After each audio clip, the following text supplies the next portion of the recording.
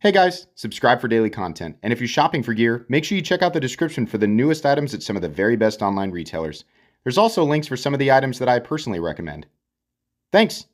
What's going on YouTube? Metal Complex here, and today I've got another interesting knife review / knife overview to share with you guys. This is the CRKT Butte, a design by Lucas Burnley.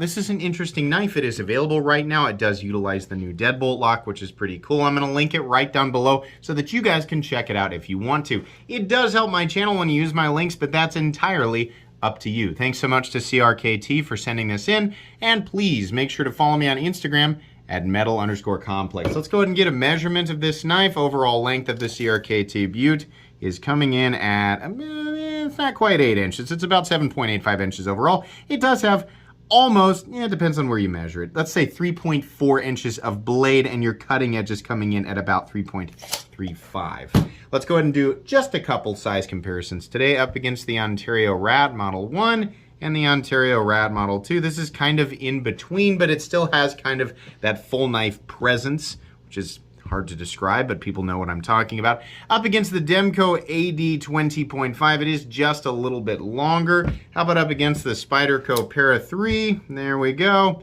And last but not least, let's do the ever popular Benchmade Bug Out. All right, how's the action on this guy? This is utilizing the deadbolt lock, which is absolutely one of the strongest locking mechanisms on the market.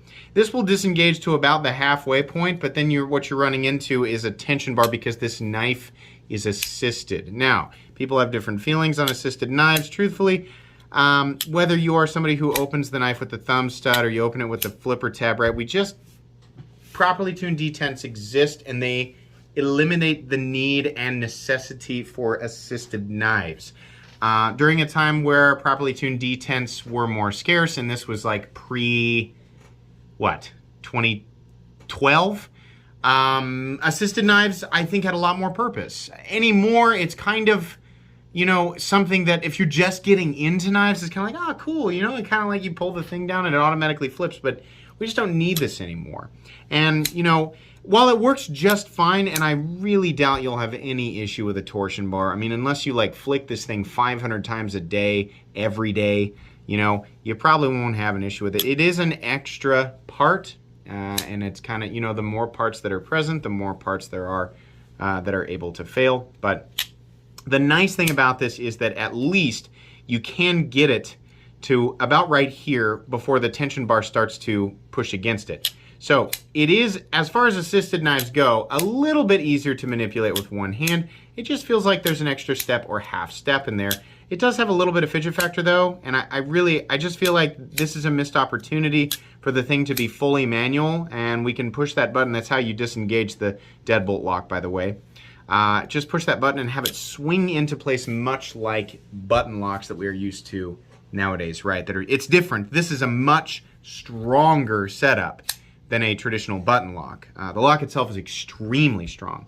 Firing this thing off of the thumb studs is a little bit uncomfortable because they have really gone out of their way to do a volcano stud. It's very similar to what you'd see on a Chris Reeve. It reminds me of that thing that transitions you in Super Mario 3 from World 5 to World 5, like the Cloud Zone. You guys know what I'm talking about, the little spirally thing. Yeah, the flipper tab works a lot better. It's just kind of a bummer that it is assisted. But I've talked to CRKT about this, and they are very aware that there are lots of people in our corner of the enthusiast knife community that would like a lot of their stuff a lot more if it wasn't assisted. Now, whether or not they will act on that, I have no idea, but they are aware of it. So CRKT in the past has done a decent job of listening to their customer base, but their customer base, we have to remember, is vast. There are lots of different people who buy these knives, right? So anyways, it operates as intended. We'll leave it at that. Carry profile, thickness up against the Spyderco Para 3. We're looking at G10 in steel here, and it is definitely a little bit thicker. Not so much that it's annoying though, right? And this is definitely a knife that I would take out and use. I mean, it is definitely 100% made to be used in some more rugged environments, I'd say. Length and height up against the PM2 and Para 3. It is definitely longer than the Para 3, a little shorter than the PM2, and it actually, the hump on both the PM2 and Para 3 easily clear the maximum height of this guy, even including the flipper tab. So it's really just going to be the fact that it's a little bit thicker. For materials, we are looking at heavily textured, it's like a brick textured G10 steel liners and D2 steel, which is absolutely something that we will talk about. I don't think it actually says on here, but does it say on the box? I'm almost certain that it does. Well, maybe not. You can check the links out below. It'll say D2. Let's go ahead and measure blade stock thickness real quick here. I don't think it's horribly thick, but we'll find out. Blade stock thickness on the Butte is probably, I'm gonna guess 120. Oh, am I gonna be right? 115 thousandths it looks like. So definitely on the thinner side. Weight, I don't think we're looking at any weight reduction on the liners. No, solid steel there. So my guess is this weighs about 4.5 ounces. Let's find out. No, 5 ounces. Definitely going to be a little bit on the heavier side if you're used to carrying full size and full weight knives. It won't bother you, but if you're used to carrying smaller knives like the Bug Out, Rat 2, Para 3, etc., this might feel a little bit heavy. Let's go ahead and do a hardware check. I'm going to get out my tools. As per usual, my tools are very inexpensive and very recommendable. You can find them right down in the section of my description that talks about the tools I use on this channel. For the pivot and the lock, it's actually a T8, which is good, but you're also going to be dealing with a bunch of T6 screws and likely a couple of screws underneath here. So there's quite a bit of screws you have to loosen to get this all apart.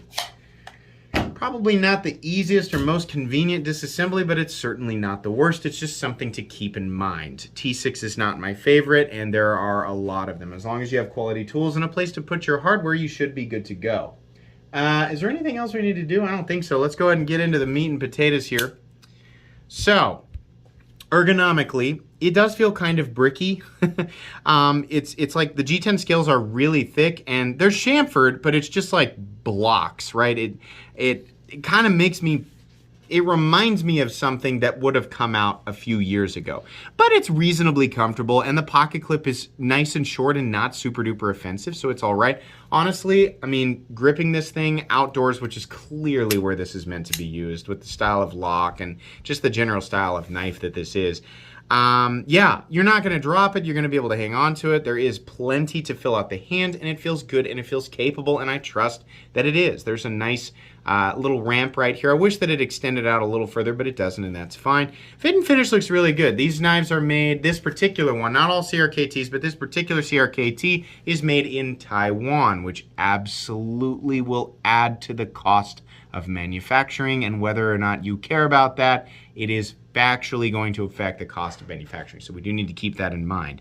But yeah, the quality here is very good and the execution is very good. I've actually, you know, honestly been very impressed with CRKT's quality control improvements over the last few years. This looks and feels very good. Everything feels really solid. I also really like the tumbled finish that they applied on the blade. This looks nice. Classic drop point blade. We got a flat that runs out 80% the length of the blade. We got a nice wedge up here. This is really good. It just says CRKT on one side, and then the other side says Burnley Design. We have some weird code down here. I don't know what that's about, but you know, hey, that's fine. The tip definitely comes out to a nice pointy, reasonably thin tip, and down to the edge, it's not a laser beam, and I'm not going to call it thin. I'm also not going to call it thick. Kind of feels in between. I think maybe it's just the final edge doesn't, yeah, it's okay. But you see what's happening here? I don't think it does taper pretty well. I just don't feel like it's perfectly sharpened.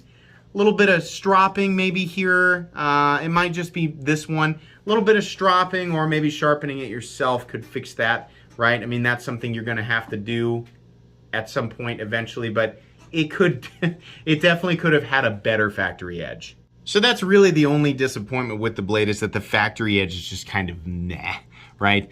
It's not perfect. It probably could have been better sharpened, but that's really my only gripe with the blade, and that's something that is, you know, it's something that you can correct on your own, but something that we expect to be really good. even if we're looking at, you know, a $30 or $40 knife, which this is definitely not. This is definitely more than that. But yeah. So anyways, the most interesting thing about this and a lot of CRKT knives right now is the addition of this deadbolt lock. The way that this is set up and, you know, pinned in here. Once this is locked in place, all of the internals of the pivot and the deadbolt lock themselves would have to shear out in order for the lock to disengage, which is extremely unlikely unless you are superhuman. There is no amount of natural human force that you can apply to this pivot to get that pivot to disengage. You will break the blade before you get the lock to disengage. You would have to put this thing in a vise and beat on it with a sledgehammer, which doesn't prove anything. This is absolutely one of the strongest locks on the market, and you know, it's really easy to manipulate. I just want it to be manual, right? I mean, look at this. Like, how much cooler would this be if I could get it to whip shut and I wasn't working against a torsion bar, which doesn't need to be here. They have done deadbolt locks that are manually operated, so I know that they can do it. I know that they've heard this, right? They're probably, if they have a rep listening to this right now, they're probably going, we know. So, yeah, you know, but it's okay. I don't want to say that it's bad in this form, right? It's just, it's assisted and we don't need that. If you are new to the knife world, assisted knives probably still seem really fun. If you've been around for a while, the assisted thing is not a feature. It's more of it's an annoying thing, you know? Takes away from the satisfaction of a good manual flip. We have what looks like a copper backspacer. I think it's just a copper colored aluminum backspacer, which is fine. We have the lanyard hole taking precedence over the position of the clip, and truthfully, the clip allows us to carry medium depth. It's still annoying because, like, hardly anybody, like, okay, the number of people who will utilize the clip are vastly more than the number of people who will utilize the lanyard loop, right? So I'm not saying, in this case, it's fine because, again, this is not shallow carry, and I'm not saying it has to be deep to have to be good. It can be anywhere from medium to deep to kind of fit what my preferences are. Shallow carry is just kind of useless for most people unless you're, I don't know, unless you're looking to, you know, get into a tactical situation. Most people aren't, right? Yeah, I just wish that the pocket clip had all of this space up here so that they could have decided to, you know, put it somewhere else if they needed to. I don't know. It's not that big of a deal. I like it when the lanyard loop is back here. That way it's totally out of the way, but where it is not really that much of a problem. The clip itself is freaking awesome. The only thing that they didn't do is recess that screw right there, which is, it's like, darn it, you know, one little thing.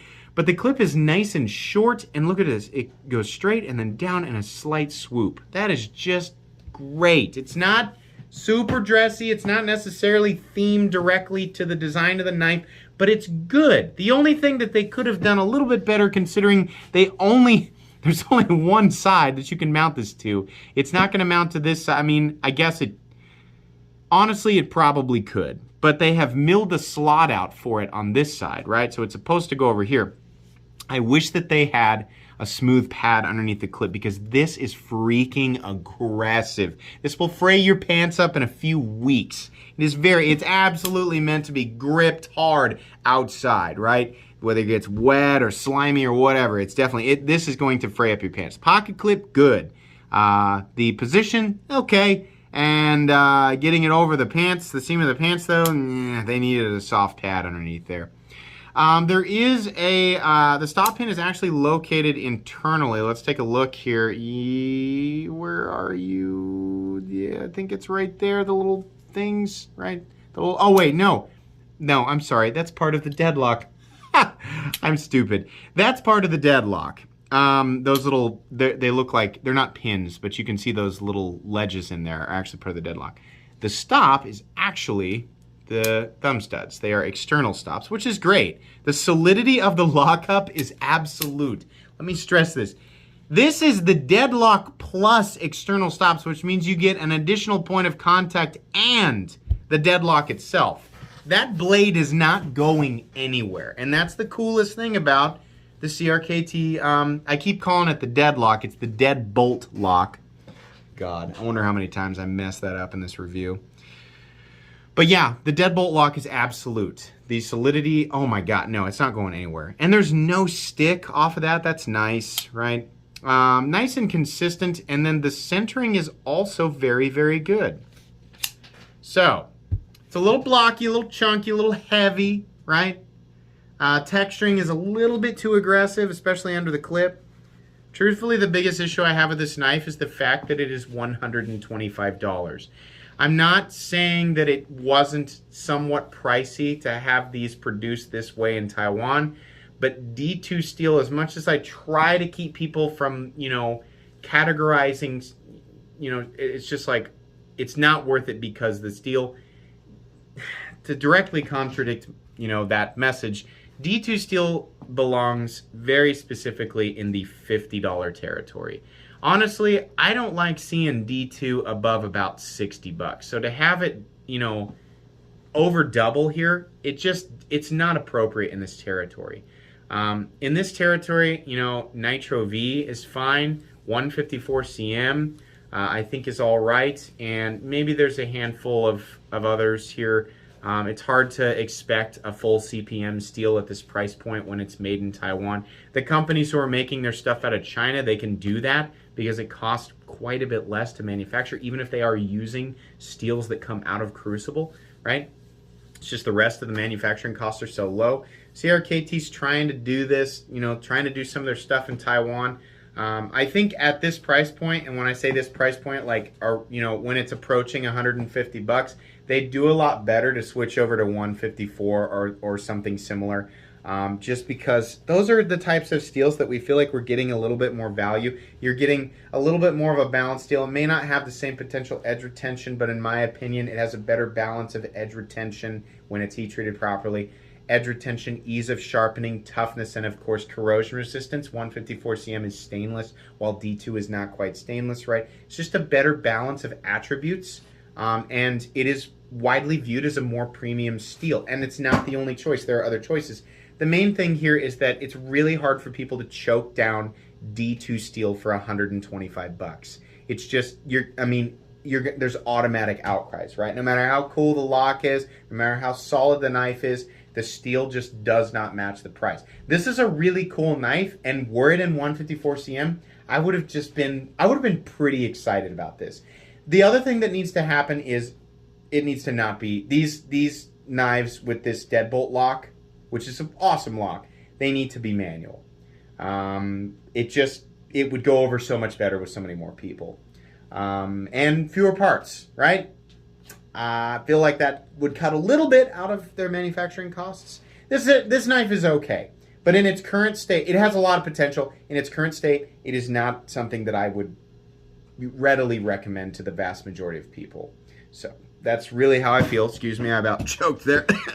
Yeah, that's honestly how I feel. So that's going to be pretty much it today. Thanks again to CRKT for sending this in for me to take a look at. I will probably end up giving this knife away on a live stream somewhat soon. So if you're interested in that, make sure you subscribe, or if you just want more knife content, because I'm going to keep producing more knife content. Thanks again for watching. Like I said, links for this guy down in the description if you're still interested. Please make sure to follow me on Instagram at metal_complex. If you enjoyed this video, leave a like. If you'd like to check out my other content, I do of course have lots of videos of knives that are either expensive or inexpensive that I do or don't like. So check those out. And if you enjoy all my content, go ahead and click on that Metal Complex logo right there and subscribe, because there's definitely more coming. Thanks again for watching, everybody, and have a great day.